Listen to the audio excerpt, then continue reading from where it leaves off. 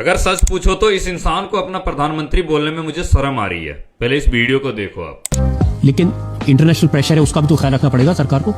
International pressure पैदा करने की ताकत आज हिंदुस्तान में 100 करोड़ का देश है। पूरी दुनिया पे प्रेशर हम पैदा कर सकते हैं जी। ये कहते हैं कि भारत पे कोई प्रेशर नहीं बना सकता। ये सच है, भारत पे कोई प्रेशर नहीं बना सकता, लेकिन अगर ये प्रधानमंत्री रहे तो इनके ऊपर प्रेशर जरूर बना सकता है। अभी अमेरिका के वित्त मंत्री स्कॉट विसेंट ने ट्वीट किया है कि इंडिया 30 दिन तक रसिया से ऑयल खरीद सकता है, और रसिया खुलेआम बोल रहा है कि इंडिया को मैं हर वो सपोर्ट करूंगा जो इंडिया को चाहिए, चाहे वो ऊर्जा सपोर्ट हो, ऑयल सपोर्ट हो या फिर हथियार सपोर्ट हो। लेकिन मोदी जी कहते हैं क्या करूं सर, पापा नहीं मानेंगे। यही बात है, साफ साफ क्लियरली ये वित्त मंत्री ने ट्वीट करके लिखा है कि इंडिया अगले 30 दिन तक रसिया से रशियन ऑयल, क्रूड ऑयल खरीद सकता है। और ये बात मैं क्यों बोल रहा हूँ कि इस इंसान को मैं प्रधानमंत्री नहीं देखना चाहता हूँ, इस बात से आपको मैं प्रूव करूंगा। ईरानी जहाज IRIS डीना इंडिया आया था नेवल एक्सरसाइज के लिए। इंडिया आने के बाद वो इंडिया के साथ नेवल एक्सरसाइज करते भी हैं, और नेवल एक्सरसाइज करने के बाद वो जब अपने देश को लौट रहे थे तो समंदर के कुछ ही दूर वो गए थे। श्रीलंका के आसपास इंडियन ओशियन में अमेरिका ने डीना पे अटैक कर दिया। लगभग 150 से ज्यादा लोग मारे गए, बहुत ज्यादा घायल हुए। और मजे की बात यह है कि ये अटैक होने के बाद इंडिया को तुरंत पता चला कि हमारे दोस्त के जहाज पे अटैक हुआ है, और इंडिया ने